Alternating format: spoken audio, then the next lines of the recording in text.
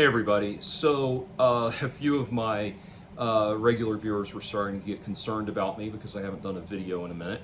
And I wanted to let you know, first, I'm totally fine. I've just been busy with other things, not the least of which has been the game I'm working on. I am this close to having a playable demo.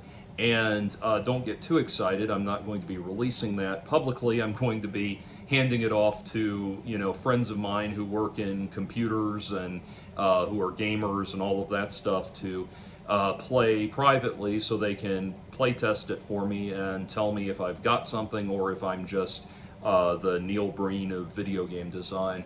But right now it's a first-person point-and-click adventure, so meant to be a throwback to the classics like Zork and Myst and The Seventh Guest. Not that I've hired live actors to FMV into the game or anything. But anyway, I've got about 10 minutes of playable gameplay right now that I'm going to kind of, put together and send out to people to try. Anyway, so a while ago, I did a video commenting on the guitar playing of Tommy Tallarico, who has been in a very controversial light lately. And people have been talking about his guitar playing, which may or may not be as good as he touts it to be. And so I did a critique of that, and I want to say, by the way, it really does hurt to find out that that Tommy is such a joke, because for a very long time the Terminator Sega CD was one of my favorite game soundtracks. I mean, I still love the music, but I was like telling people that Tommy Tallarico is amazing and everything. Anyway, so moving on from that, people wrote in with questions, guitar questions pertinent to Tommy Tallarico, which I'd like to go through and answer at some point. But one person asked a very interesting question, which was if I could critique Rex Viper. And Rex Viper, if you don't know what Rex Viper is, you at least know who James Rolfe is and who the Angry Video Game Nerd and Cinemassacre and all of that. That certainly requires no introduction, but Rex Viper is the very poorly received rock band that he put together that is meant to be a combination 80s rock tribute band / video game song parody band. They have songs with titles like Eye of the Tiger Electronics or Nintendo Power of Love and that kind of thing. I'm not going to use the parody titles. I'm just going to call these songs what they actually are, since for the sake of the discussion, the musical discussion, that's what matters. So this is an interesting topic, and I want to say first and foremost, as I critique Rex Viper, I do so with no malice in my heart for James. He is someone who I have tremendous respect for. I was a huge Angry Video Game Nerd watcher, and Angry Video Game Nerd. But I was a huge Angry Video Game Nerd watcher back in the day when it was the new thing. When a new video would drop, I would, clear off time to sit down and watch it, and I really loved all of his stuff. Around about the time of the Angry Video Game Nerd movie, I kind of started losing interest. No fault to James, it's just that I got to where I was more interested in hearing an insightful and intelligent critique of these old games than I was, the whole like, what a shit ton of ass barf, kind of that whole persona thing started to lose me. I said, nowadays I watch the Game Grumps, and in fact that's my favorite thing to watch while I'm cooking, is to put on a Game Grumps video.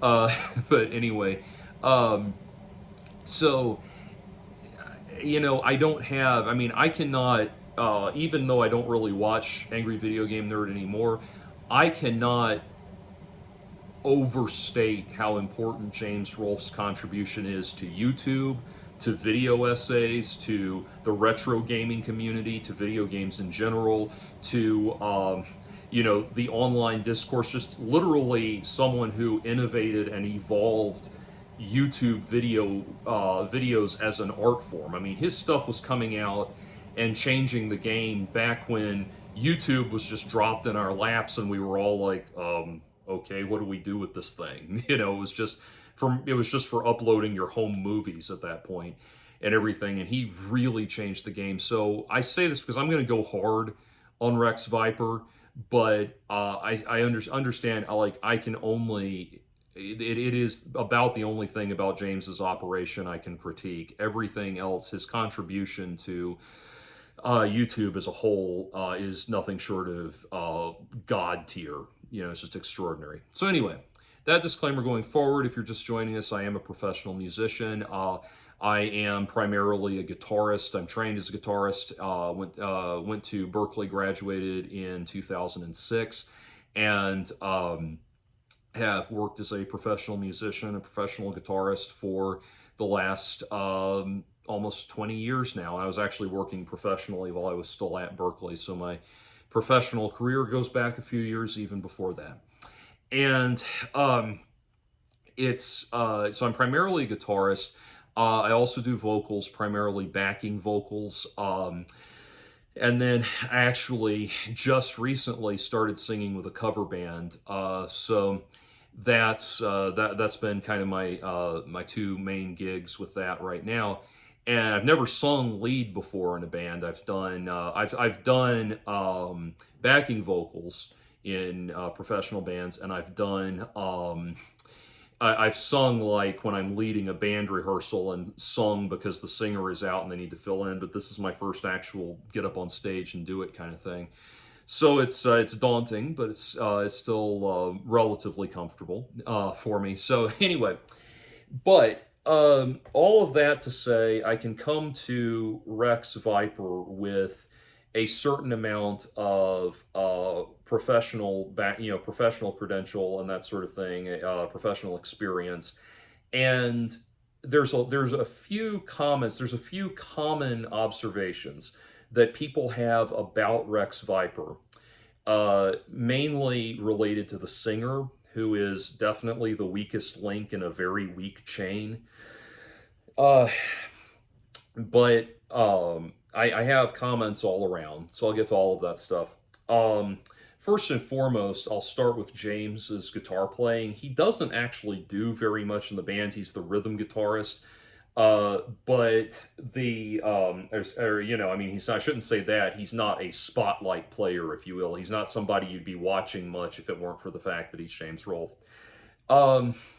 There's a video where he plays some Black Sabbath riffs, and I watched a little bit of that. And one of the things I noticed up front is he has a problem that a lot of guitarists will develop, where when they come down, and this has become even more egregious in the era of one finger drop tuning, one finger power chords and all that. But he does the thing where the ring finger and sometimes the index finger go past the neck, the radius of the neck, to the point that you're fretting with the knuckle. And this is something you'll see a lot of amateur players do. It's something you can critique or correct, and one of the things you can do is what's called the spider walk. And it's where you move your fingers like a spider, two here and two here, and they just lift up like that. And you can start moving them string to string like that. It's not a picking exercise, you're just developing your dexterity that way. That's a great way. And then you can do, other groups of fingers as well if you want to, but it's primarily those.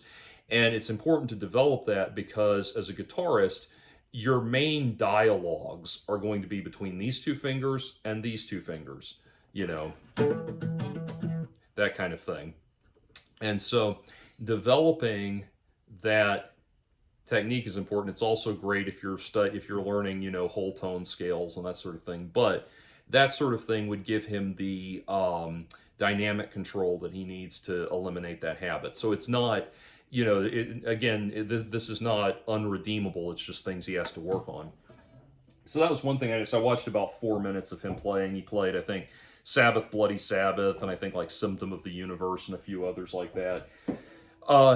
And so that was my observation on that. Now, what's interesting in the live videos, he doesn't do this on every song, but on some of the songs, he uses an 8-string guitar with fanned frets. Fanned frets have a number of uses. none of which would really be pertinent to what James is doing. Because the thing is, he doesn't need to be on 8 strings. He doesn't really even need to be on 7 strings.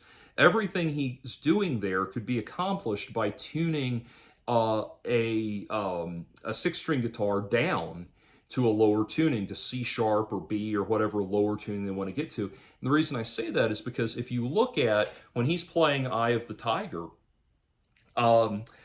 he's up here past the 5th fret, and we know he's tuned in 5ths because he's playing a power chord with the 2 fingers. So tuned in 4ths, sorry. So he's playing a power chord with the 2 fingers. So we know he's in standard tuning. And in standard tuning, if you go past the 5th fret of the guitar, you are now in the range of what's available on the first 5 frets of the next string.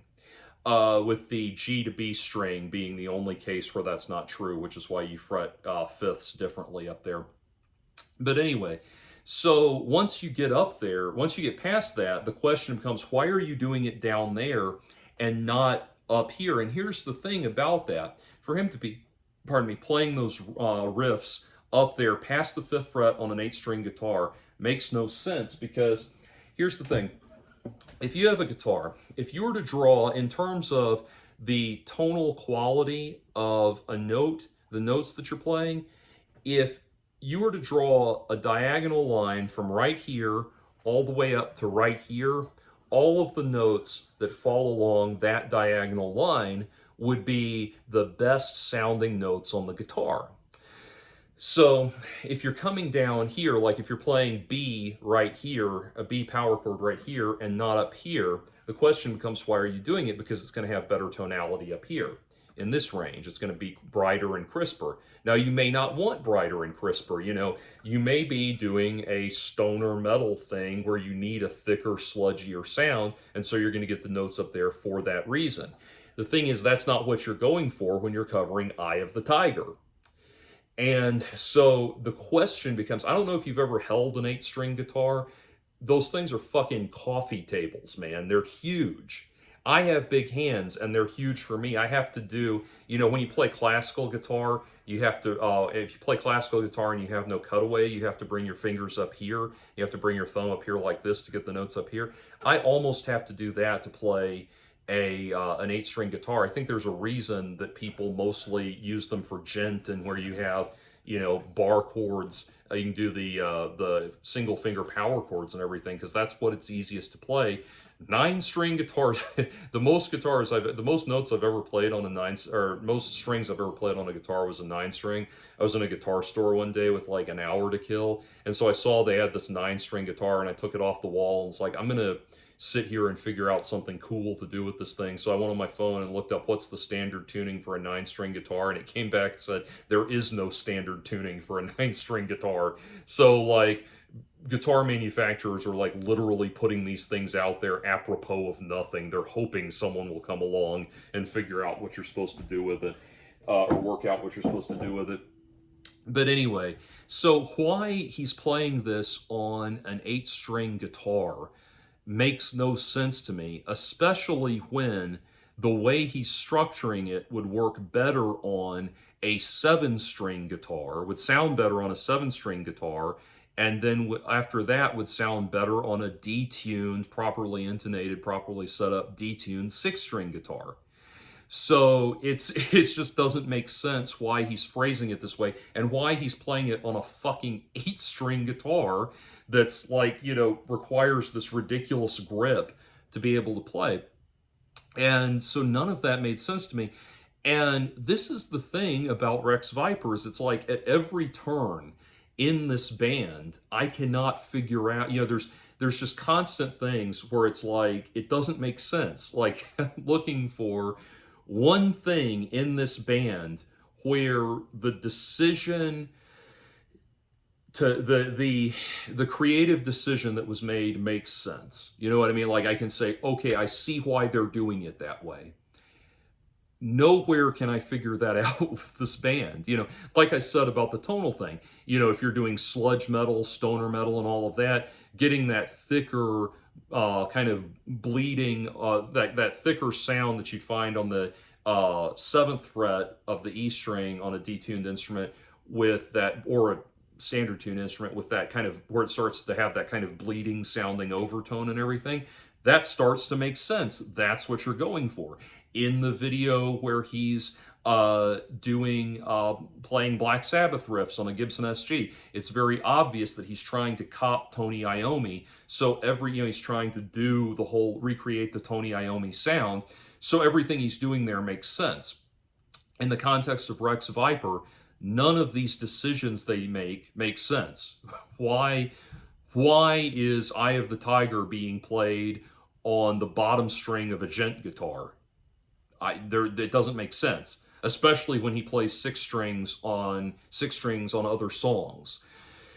So it's things like that. And so as I'm listening to the band, from a production standpoint, from a band leader standpoint, if you brought me into this environment, into this ensemble, and said, rehearse this band and get them ready for a show date, get them ready for a production date, recording studio date and everything.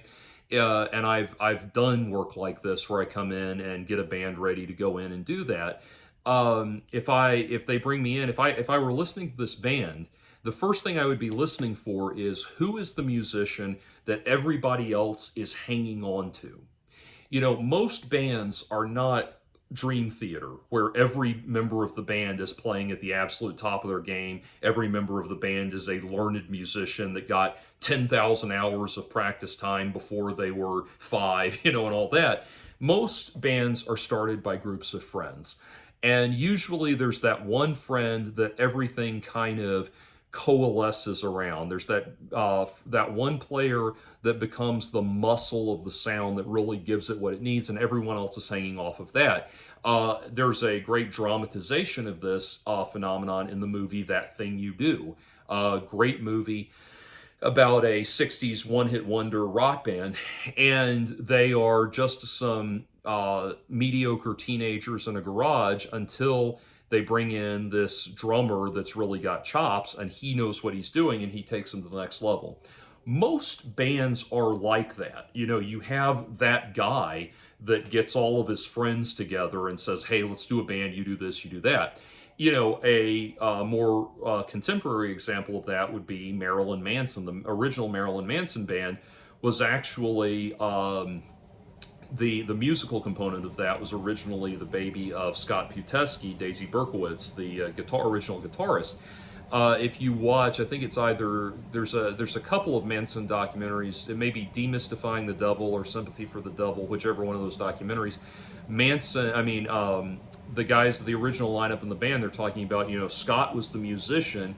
He did all of the arrangement ideas, all of the ensemble ideas. He structured the music, wrote the music, taught it to us. When we had it down, Manson would come in and put a vocal, come up with a vocal on top of it and all that. And that's how it works a lot of times in bands. You have, in bands that are started by groups of friends, you have the one guy that's had lessons and everybody else picks it up on their own. And that's not a put down at all. There's great music that comes out of that. And even bands like the aforementioned Black Sabbath, you can hear that everybody is hanging on Tony Iommi. And if you listen to people talk about Black Sabbath, they'll tell you, yes, that band begins with Tony Iommi. There's a reason he's the only consistent member. That band is Tony Iommi, despite what Sharon Osbourne might think.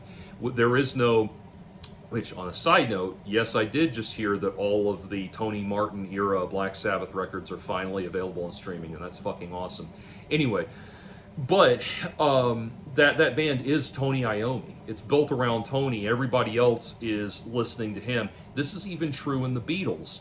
Paul, if you listen to the Beatles, Paul is the member that everyone is listening to. Ringo is hanging on to Paul for his pocket. He's getting his pocket from Paul. Paul is providing all of the pocket, all of the groove, all the musicianship, and everybody else is building off of that.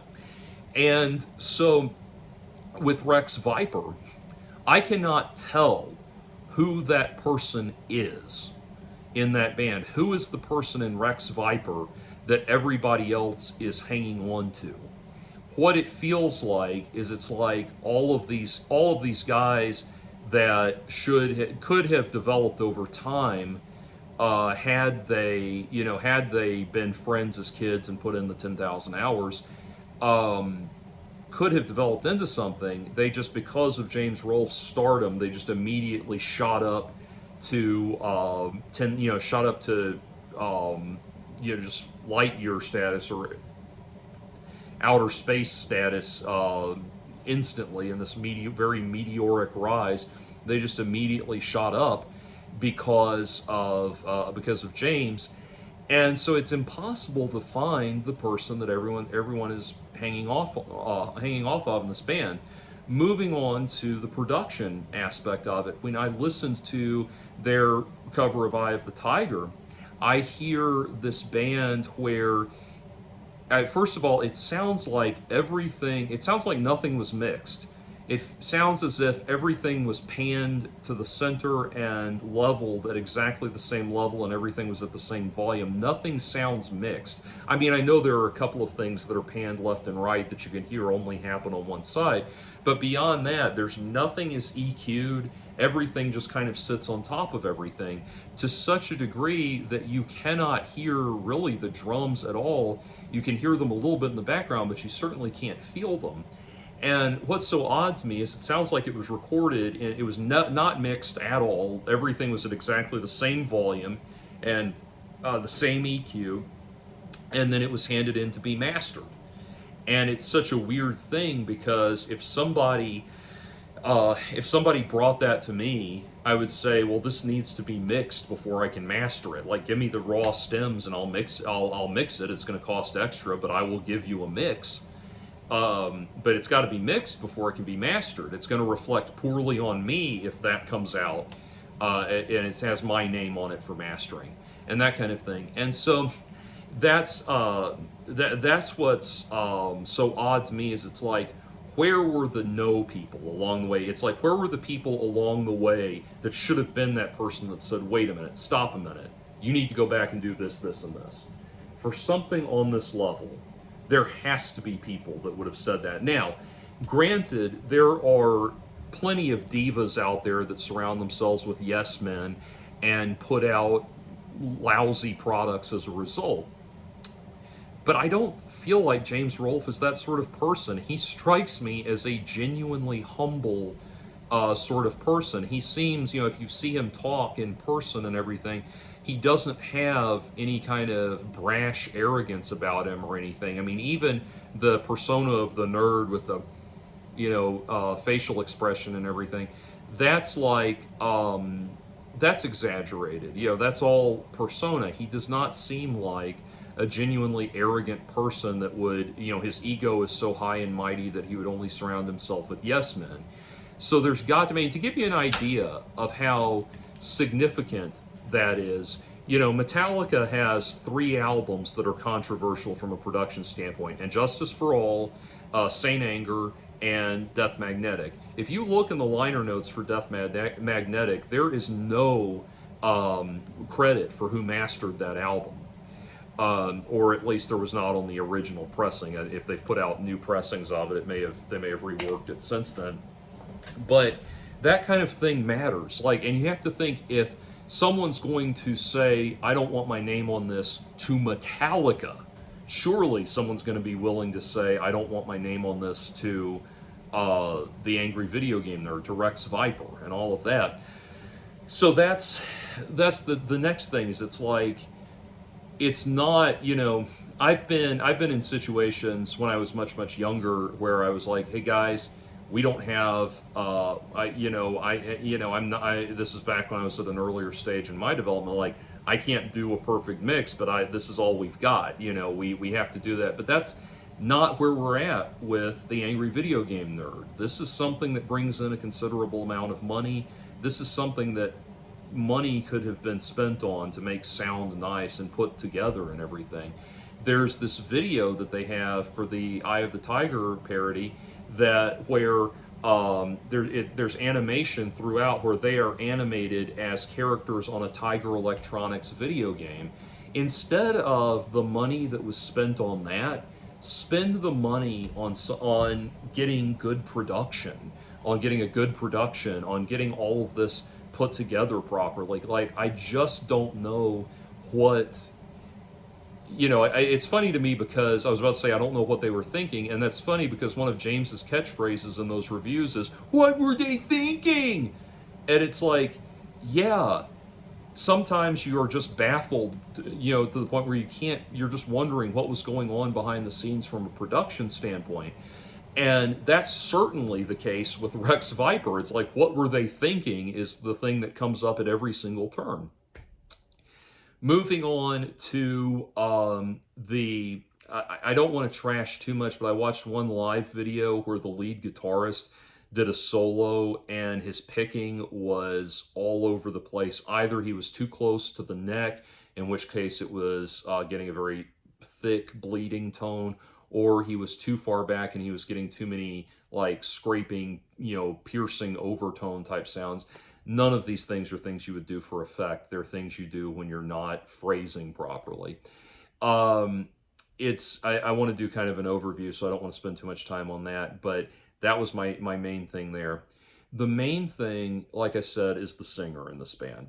What is going on with the singer? Now, the thing that most people who have commented on this band have said is they've said, why don't they tune the songs down so that they're low enough to get into the singer's range? And I'll tell you right now, that's not the problem. The pitch is not the problem, and I can tell you why. If you listen to their cover of Power of Love, there's a point at which he has to go down to a note and fails to go low enough to hit that note. So here's what's happening. It's not an issue of, and this is the main thing that I want people to understand as people have been critiquing this band, the tuning the songs down that's something that's done like when you have a band where the lead singer, they've been around for 30 or 40 years and the lead singer has gotten older, and as you get older, your timbre darkens. One of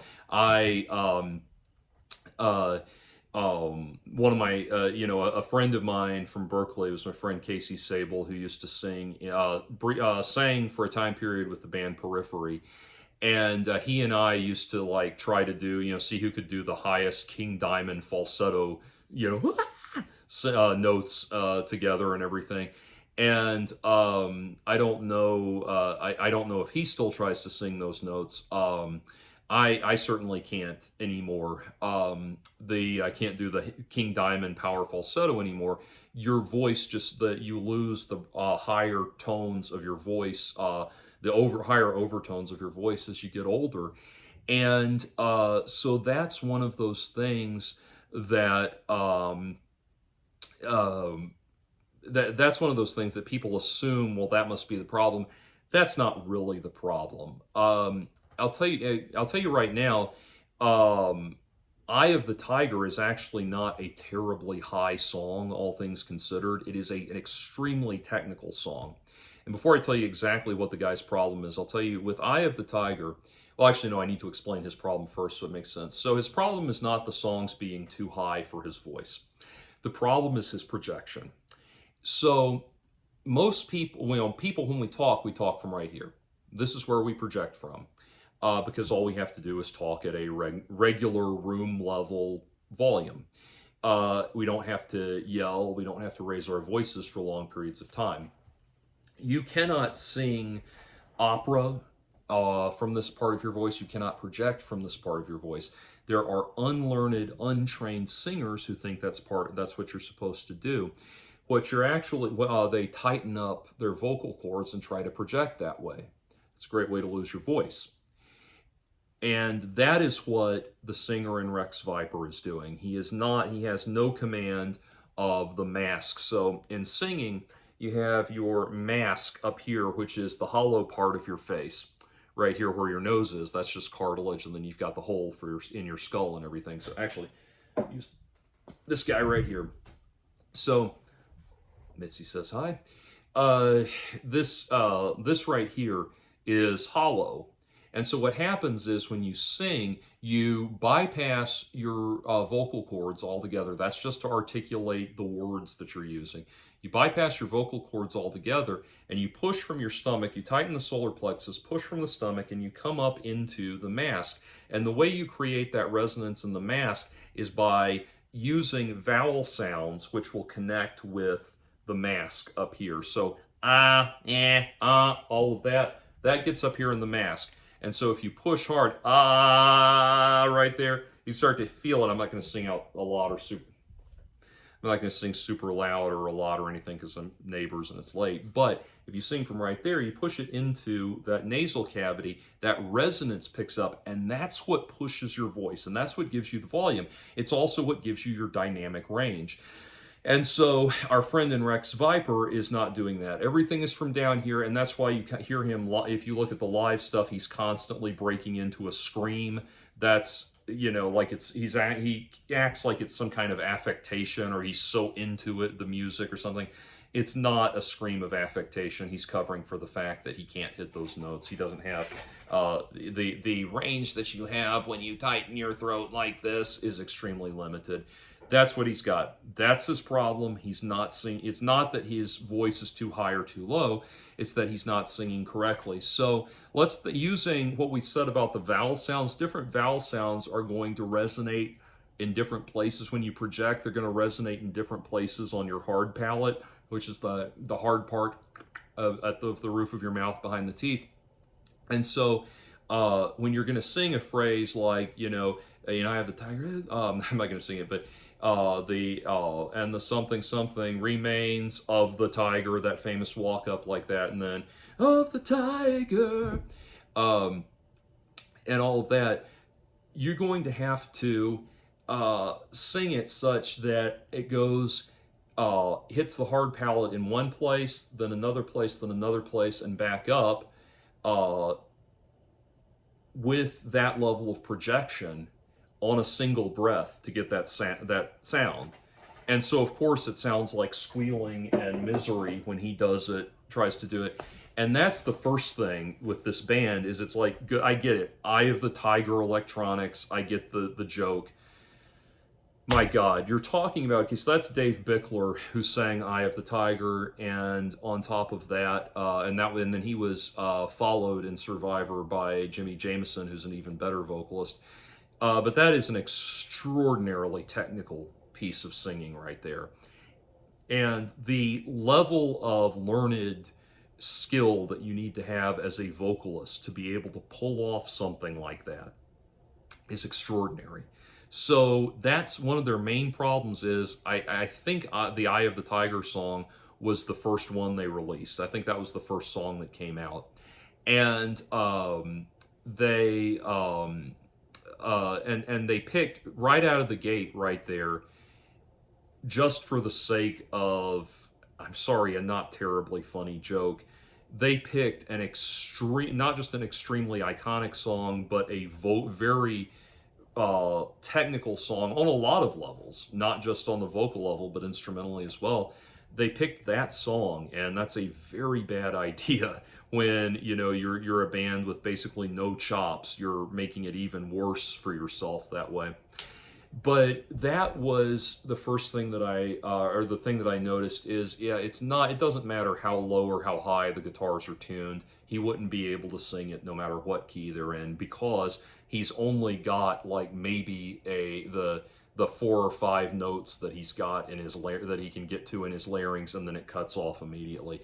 The proof of that is they do a cover. There's a live cover you can look up of them doing the song Sonic Boom from Sonic CD, which is one of my favorite in video game songs. I love that song. And they do a cover of Sonic Boom, and he gets to, the three, they say Sonic, in the chorus they say Sonic Boom 3 times in a row, and it goes up each time, and he hits the first 2 because that's in his roughly hits the first 2 because that's in his larynx range, and then beyond that he just flops over immediately. And so that's the thing. I mean, like, this singer, I would start him over from scratch. If you absolutely, this guy's your buddy and you absolutely have to have him in the band, I don't know what the backstory is, but it's like, you know, if this is, if this is, you know, if you feel like this is David Lee Roth or your, well, no, that wouldn't be a good comparison. If you feel like this is like Trey Parker to your Matt Stone or something, like this is your best friend and you've got to work with him. My first advice would be fire the guy and get someone who can sing. But if you've absolutely got to have this guy, that guy needs so much work as a technical to properly sing. It really does get down to his lack of proper vocal technique. So that's the thing with Rex Viper. I mean, that's just a few comments of what I could get into with this band. But like I said, it's one of those things where at no point can I look at that and say, I understand why they did that. You know, I understand why they're doing it that way. Everything, every minute, every step of the way, it's what were they thinking? And I would understand if like they did this one time and it got, you know, it got a terrible response. And the entire time the Rex Viper channel has been up on YouTube, I checked it earlier just before doing this video, it's got 2.3 thousand subscribers. That's ridiculously low for one of the biggest, all-time biggest names in the history of YouTube as a medium. So this band has not caught on. And I would understand if like they did it one time and it got laughed out of the room and they said, okay, we're not going to do this anymore, or we're going to come back with better, you know, we're going to take some time off and come back better, you know, build back better, so to speak. We're going to do it right this time. I would understand that, but this keeps going and it keeps going badly. So it's like the novelty of being able to go and see James Rolfe on a stage can't be that great. It's not going to carry this thing forever. And so, but at this point, Rex Viper, it's weird. It's just Rex Viper is just a novelty act. But I again, it's like, I'm sorry, but you know, this is my final thought on it is everything people keep saying, well, it's not that good, but James seems like he's having fun. And at the end of the day, that's what it's about. Good for him. No, no.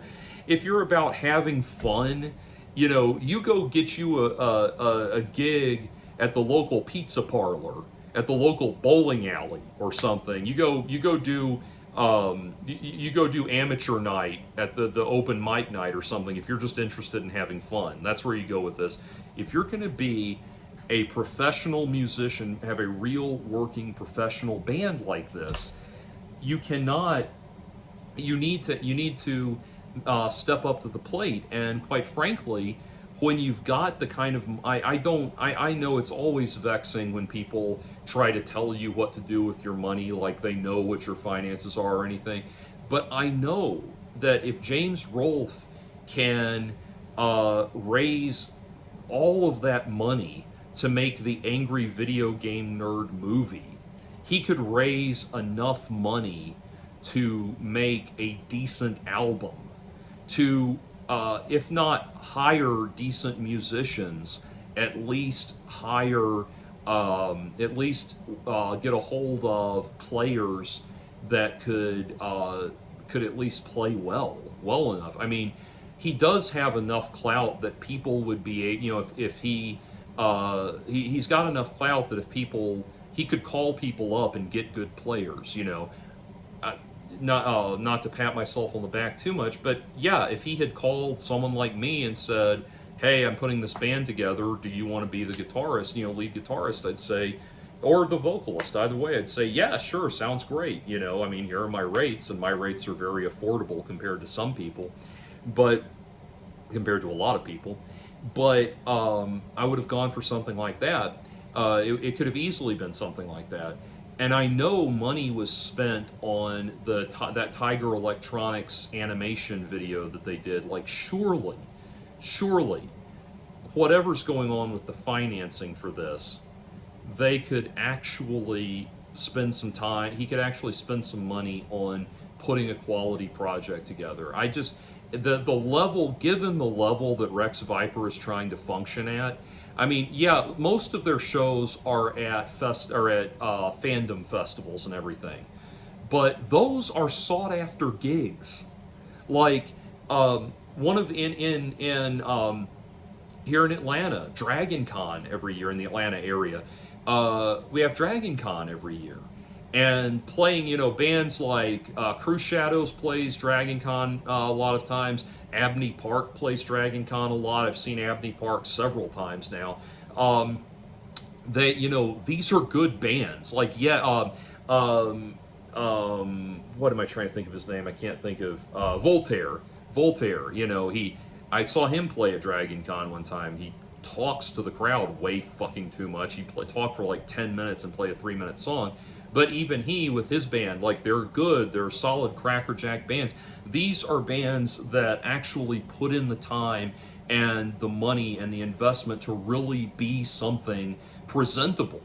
And I'm sorry, but when James Rolfe and Rex Viper takes one of those slots, one of those festival slots, those are prime real estate for bands that are set up specifically to cater to these fandoms.